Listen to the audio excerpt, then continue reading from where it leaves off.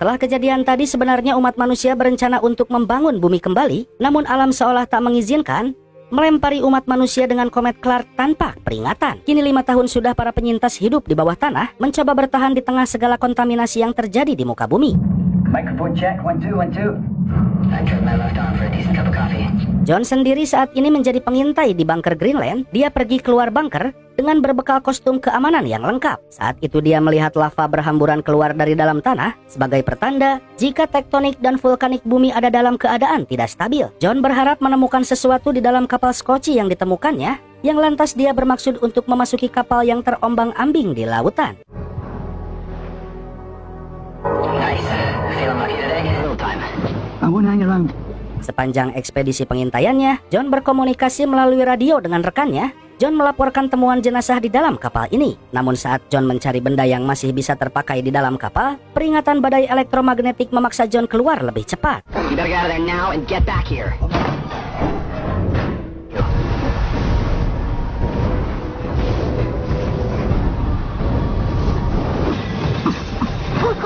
John berhasil mencapai Greenland dengan selamat, sementara di dalam bunker sendiri, Ellison terlihat memimpin rapat militer bunker Greenland. Diketahui jika sebagian besar wilayah Kanada dan Amerika telah rusak parah, sementara Islandia dinyatakan hilang dari muka bumi. Dr. Amina lanjut menjelaskan bahwa dia mendapatkan kabar dari tempat perlindungan di lokasi lain yang berkata bahwa ada sebuah kawasan di Prancis yang memiliki udara lebih baik ketimbang kawasan manapun yang ada di dunia ini. Para ilmuwan menduga jika kawasan yang dulunya adalah Teluk Lion dan Laut Mediterania kini terbentuk kawah secara alami pasca hujaman komet Clark di kawasan tersebut. Para ilmuwan berteori jika kawah tersebut menimbulkan fenomena yang unik di mana sifat kawah Clark mampu meredakan bahaya tektonik dan radiasi di sekitaran area kawah yang dimaksud. Usut punya usut, kawasan tersebut kini dijaga oleh pihak militer, di mana umat manusia konon telah membangun kembali peradaban hijau dengan udara yang jauh lebih bersih ketimbang wilayah manapun yang ada di dunia ini. Namun yang menjadi masalah, saat ini terjadi pemberontakan seantero Eropa, di mana aliansi Eropa Timur hendak merebut wilayah kawah tersebut, sehingga dirasa mustahil untuk mencapai Prancis dengan mudah.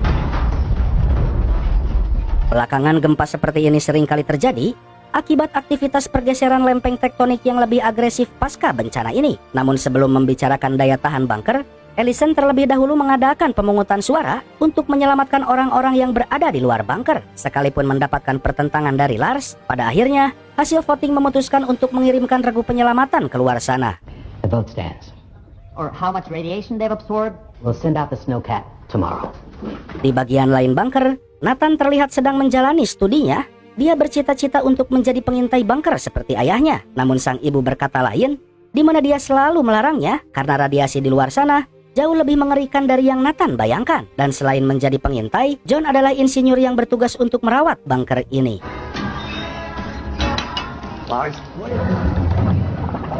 Di tengah kebersamaannya, John dibuat geram tatkala mendapat laporan jika Nathan keluar bunker tanpa izin, di mana Ellison berkata jika anaknya tersebut sama bodohnya dengan ayahnya. Oh, he's being an idiot. Like you. Keesokan harinya, tim penyelamat membawa para penyintas yang masih bertahan di luar sana. Namun tepat saat itu, tiba-tiba saja terjadi gempa yang lebih dahsyat dari sebelumnya. Gempa dahsyat tersebut meluluh lantahkan bunker. Semua orang menyadari jika bunker takkan bertahan lagi. John dan anak istrinya langsung saja memakai masker saat itu juga, membawa perbekalan sebisanya, dan terpaksa meninggalkan bunker yang selama ini menjadi tempat berlindung mereka. Di bawah arahan John, sebagian penduduk Greenland menuju pantai saat itu juga.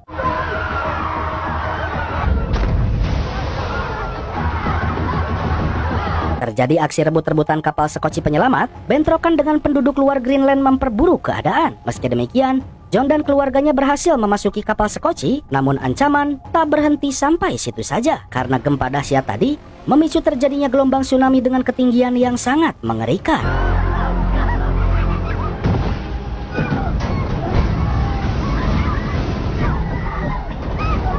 Alhamdulillah kapal yang ditumpangi John berhasil melewati situasi kritis, yang karena hanya kawah Clark lah yang ada dalam pilihan mereka, maka Prancislah tujuan mereka saat ini, di mana mereka berencana akan melintasi London, Inggris untuk menuju Prancis.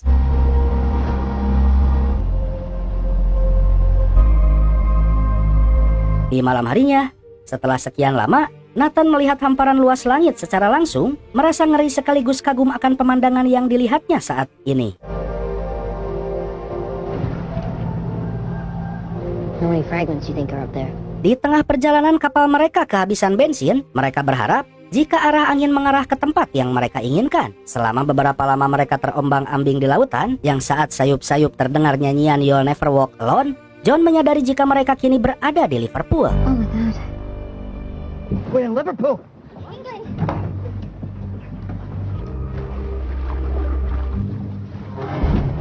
Tak lama kemudian mereka menjejakkan kakinya di daratan. Ellison berkata jika Greenland tak pernah melakukan kontak dengan pemerintahan kota ini. Namun saat itu Nathan melihat ada tanda-tanda kehidupan di depan sana. Untungnya kualitas udara di sini sedikit lebih baik, sehingga semua orang tak memakai masker di kota ini. Saat itu mereka melihat suatu kawasan yang dijaga oleh pihak militer, yang lantas Ellison mengajukan suaka sebagai anggota pemerintahan Greenland. Namun tanpa diduga Lars kehilangan kartu suakanya, yang karena kekeosan semakin memburuk, pihak militer tanpa ampun menembaknya. Situasi pun semakin memburuk tatkala badai elektromagnetik memecah kekacauan. John menghentikan salah satu pengendara dan meminta tumpangan menuju London dengan barang berharga miliknya menjadi ongkos perjalanannya.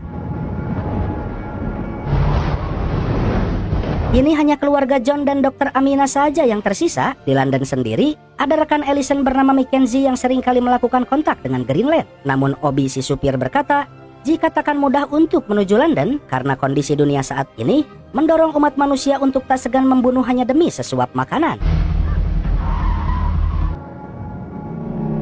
Dari sini mereka akan menempuh London dengan berjalan kaki selama setengah jam. John mengajak Obi untuk ikut serta bersamanya guna menuju kawah Clark, Prancis. Namun Obi menolaknya begitu saja karena dia tahu betul jika kondisi keamanan Prancis jauh lebih buruk dari yang ada di sini. Saat itu tiba-tiba saja John merasakan ada sesuatu yang tak biasa akan datang di tempat ini. Sempat Nathan mengira jika badai elektromagnetik akan sampai di tempat ini, namun semua perkiraannya salah karena ternyata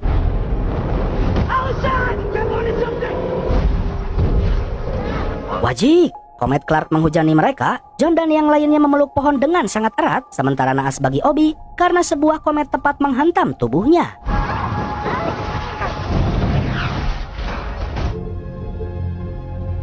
John dan yang lainnya melanjutkan perjalanannya. Singkat kisah, tibalah mereka di London, di mana kedatangan mereka disambut hangat oleh Mackenzie.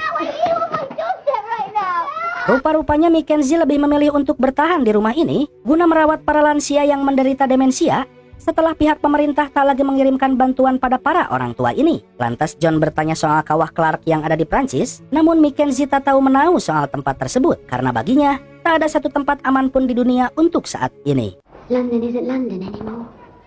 Saat semua orang tertidur, Ellison mendapati John muntah darah. Di momen inilah John berterus terang tentang kondisi tubuhnya, yang ternyata dokter di Greenland mendiagnosa jika kondisi tubuh John memburuk akibat terlalu lama melakukan pengintaian di udara yang terkontaminasi. Yang jika John sampai mengalami muntah darah, dokter Greenland meyakini jika usia John paling lama hanya tinggal 2 bulan saja. Meski demikian, John bersikeras akan mengantarkan anak istrinya menuju Prancis, berharap mendapatkan kehidupan yang lebih layak untuk anak dan istrinya.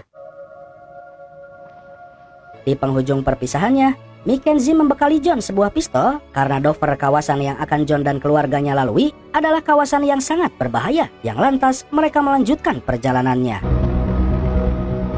Okay, so according to this, Dan benar apa yang dikatakan oleh Mackenzie, karena wilayah ini sangat berbahaya, sebab tepat di malam itu, Dr. Amina menjadi sasaran para perampok yang menunggu kedatangan mereka melintasi jalanan ini. I'm gonna go. Okay.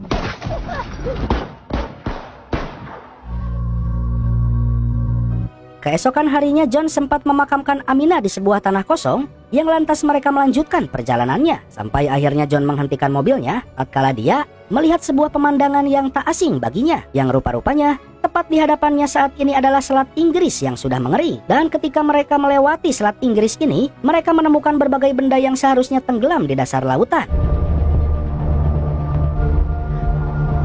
Tak lama kemudian terlihat puluhan mobil yang terparkir di depan sana. Rupa-rupanya dari sini mereka harus menyeberangi sebuah jembatan usang untuk menuju ke seberang sana.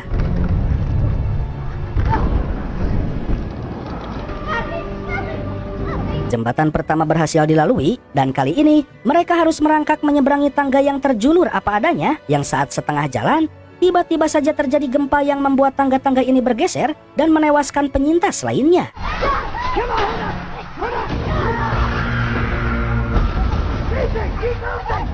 Meski nyaris jatuh dari atas sana, John, Ellison, dan Nathan berhasil menyeberang dengan selamat. Di tengah perjalanan, seorang pria bersenapan menghentikan langkah mereka, namun saat mengetahui jika keluarga John akan menuju kawah Clark, pria bernama Dennis ini lantas membawa mereka ke tempat persembunyiannya. This is us. Di tempat persembunyiannya, Dennis memperkenalkan istrinya bernama Julia dan anak perempuannya bernama Camille. Dennis membenarkan keberadaan kawah Clark di Prancis, namun wilayah tersebut saat ini tengah diperebutkan, di mana koalisi Eropa Timur ingin menguasai lokasi yang menjanjikan kesuburan tersebut. Dennis memiliki peta yang sangat spesifik untuk menuju kawah tersebut, menyarankan John pula untuk memasuki kawah via pegunungan, di mana jalur tersebut dijaga oleh pihak militer yang sebut saja Komandan Junaid, yang kebetulan dia adalah kenalan Dennis. Dan John diminta untuk menunjukkan sebuah foto agar diberikan akses masuk menuju kawah. Dennis sendiri sebenarnya sangat ingin untuk menuju kawah tersebut, namun dia tak ingin jika sampai harus meninggalkan istrinya yang sudah ada dalam kondisi tak tertolong lagi akibat terlanjur terkena paparan radiasi. Namun sebagai gantinya, Dennis meminta agar John membawa serta anak gadisnya ini guna pergi menuju kawah Clark bersamanya.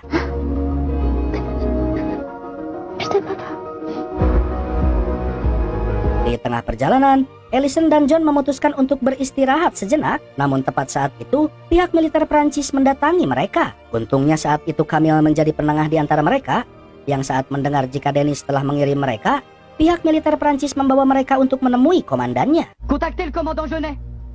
Dan yang menjadi masalah, untuk bertemu dengan si komandan, mereka harus melalui zona perang antara aliansi Eropa Barat dan Timur, yang saat ini tengah memperebutkan wilayah kawah ini.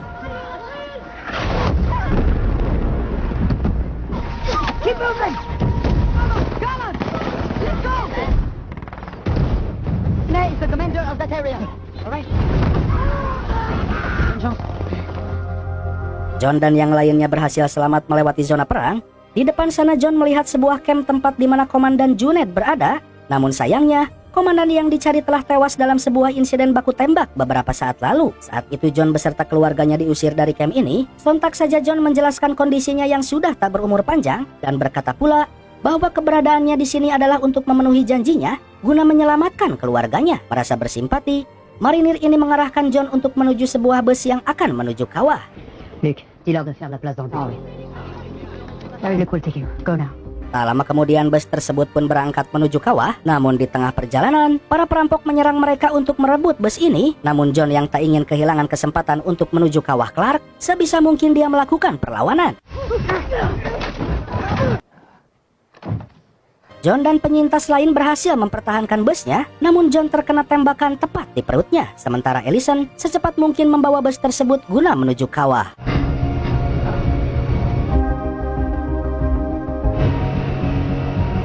Tibalah mereka di kawah Clark. Di depan mata mereka, untuk pertama kalinya setelah sekian lama, pada akhirnya mereka melihat hamparan tanah subur yang membentang hingga cakrawala, lengkap dengan udara bersih yang bebas dari kontaminasi. Namun sayangnya, John saat ini sudah mencapai batasnya, yang sebelum ajalnya terlintas berbagai kenangan kebersamaan dengan anak dan istrinya.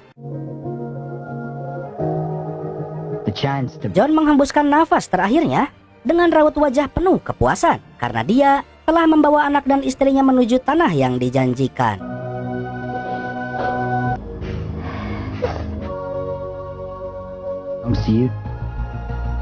Dan film pun